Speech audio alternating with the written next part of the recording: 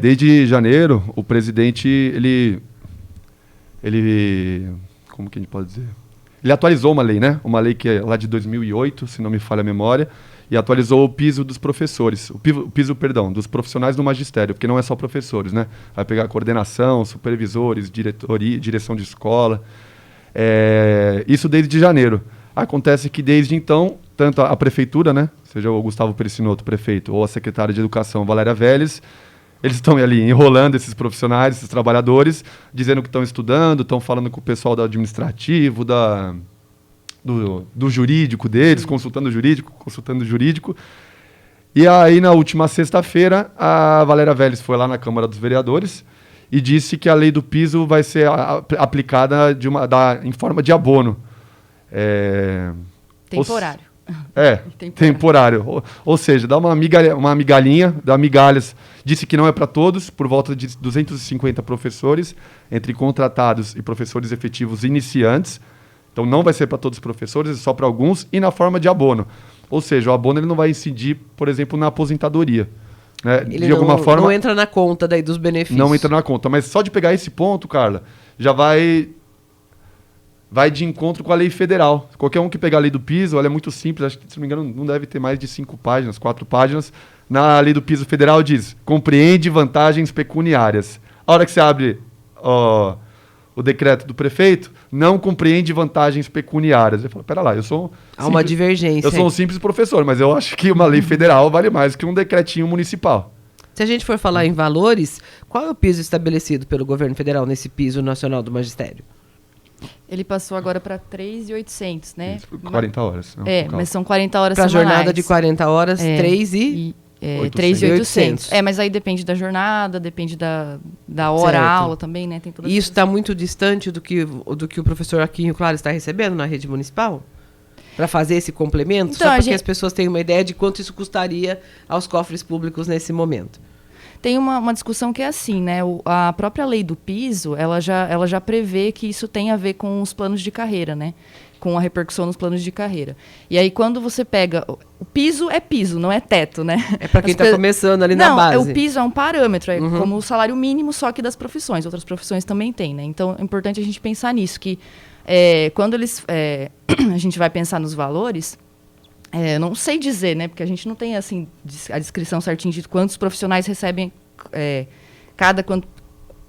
quanto cada profissional recebe, né? Mas a gente tem um plano de carreira. O plano de carreira é atrelado à formação, por exemplo. A gente faz mestrado, doutorado, formações com recursos próprios, inclusive, né? E aí também tem o tempo de trabalho, tudo isso. Mas atrelado ao plano de carreira. Quem está começando agora, qual o rendimento mais baixo assim que você teria na rede entre os professores? Eu não sei, porque eu sou professor de educação física, cara. Entendi. Então é outro esquema. Mas vai trazer um ganho importante para os professores, essa aí, chegando nesse valor? Está defasado 19%. Então hoje recebe cerca de 20% menos do que seria esse piso nacional. Isso. Segundo a própria secretária, seria mais ou menos esse valor. Para esse professor da base, ele teria um ganho, então, de 20%. Isso. Que se a gente for pensar, também não é tanto assim, né? Eu perguntei porque eu achei até que essa diferença fosse maior nesse momento. Que fosse acarretar num investimento mais alto por parte da educação municipal. Que eu acho interessante falar, que, assim, para o restante da população, que às vezes as pessoas da população olham para os professores e pensam que não seria justo essa luta, né? Porque a população recebe menos, os setores privados recebam menos.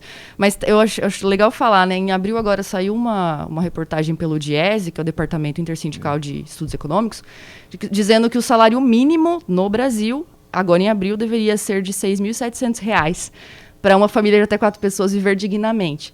Então, assim, os professores lutarem pelo piso, seja de 3.800 ou atrelado ao plano de carreira, que seja um pouco mais, um pouco a menos, a questão é justo, assim como é justo que as outras categorias também lutem pelas suas condições de vida, né? Essa é a situação de massacre da classe trabalhadora do Brasil desse momento, não só dos professores, né? A questão é que os professores não são privilegiados, assim, não tem que rebaixar dos professores ou de qualquer trabalhador da educação. É o seguinte, né? Levantar quem está embaixo. Exatamente. Né? Quem trabalha em fábrica, quem trabalha no comércio, que deveria ganhar muito mais para ter uma qualidade de vida decente, né? Além da questão dos protestos que vocês vêm realizando, existe algum mecanismo legal para se buscar também? Vocês já estudam essa questão de levar o caso para a justiça? Isso é possível? Carla, eu vou dizer que não tem consenso isso na mobilização dos professores, tá? Vou dizer porque, assim, muito abertamente. Tem algumas pessoas acreditam que a todo momento tem que judicializar tudo e que vai se resolver. Tem pessoas que não participam dos protestos acreditando que a saída é sempre na judicialização dessas questões. Eu falo pelo coletivo, a gente faz parte do coletivo Servidores em Luta. A gente acredita que a questão jurídica, ela é importante, mas não é ela que vai determinar o ganho. Não é ela que vai, né? Se fosse assim, tudo a gente esperava, a gente sabe que a justiça não funciona, geralmente ela não olha para o lado do trabalhador, né? Ela vai olhar com outros olhos, e a gente sempre sabe que geralmente são os trabalhadores que perdem, sejam eles trabalhadores de educação ou trabalhadores de qualquer, né? A classe trabalhadora geralmente perde. Vocês vão tentar pelo diálogo, então? Eu acho que é mais do que o diálogo, porque não dá muito para tentar acordar, não dá para acordar, Carla, quem finge estar dormindo. Né? Então, assim, eu acho que é mais na questão da força política, nos protestos, a gente vindo aqui, né? Por isso que a gente agradece muito você, o Jornal Cidade, por abrir esse canal pra gente. Eu acho que através da pressão política, fortalecer os protestos, a gente fortalecer o coletivo que a gente constrói na cidade, de trabalhadores de educação, de servidores, a gente pressionar o sindicato, né? Que o sindicato que era para ser nosso instrumento de luta, muitas vezes é o seu contrário, é um instrumento de apaziguamento ali das lutas. O sindicato, no caso, é o Sindicato dos Servidores Municipais, que vocês são vinculados também? Sindimune. Certo. Não tem dado o apoio que vocês esperavam para essa causa? Eles simplesmente não convocaram até agora uma assembleia. Para discutir que é uma exigência da própria mobilização, né? Os servidores estão querendo uma assembleia para que a gente se reúna e debata democraticamente o que vai ser feito. Inclusive, se vai judicializar, se vai ter o protesto, se não vai. Como eles não chamaram a assembleia, o pessoal ficou esperando, organizamos o protesto, o pessoal foi para a rua. Tem gente que ainda está esperando, talvez até não foram tantos para o protesto, porque gostariam de ter uma assembleia para debater. Tomar uma decisão geral. E a gente não consegue entender por que o sindicato não convoca uma assembleia. Não se fez presente ainda. É um espaço... Deixar nosso espaço também aberto aqui, se o sindicato quiser se manifestar, nossos microfones estão sempre abertos. Durante o protesto, vocês fizeram alguns apontamentos também em relação às dificuldades de falta de estrutura nas escolas nesse momento. Como é que está a situação? Quais são o que está faltando dentro das escolas municipais? Cara, essa é uma pergunta pertinente, até porque a gente foi acusado por algumas pessoas aí que nem foram nos protestos, acusado de lutar só pela lei do piso e esquecer todo o contexto da escola, né? Isso não é verdade. Quem foi no protesto viu que os cartazes, as faixas falavam bastante da lei do piso, mas as falas que a gente fez no carro de som vale dizer que foi pela ajuda do Sindicato dos Metalúrgicos, o Sindimune não nos ajudou, tá? De forma alguma, quem ajudou foi o Sindicato dos Metalúrgicos aqui de Rio Claro, e a todo momento a gente falava das faltas de condições de trabalho, de estrutura física, falta álcool em gel, falta sal, falta papel nas escolas, falta funcionário, falta professor. Já teve caso em escola que as crianças tiveram que voltar para casa no meio da tarde por falta de professores. Então, vou falar com toda sinceridade, se o problema fosse só a lei do piso, a gente estava muito bem. Existem outras questões que também precisam ser tratadas. Eu acho que veio como uma gotinha, né? Tipo, o copo que estava ali quase transbordando e aí veio uma gota, né?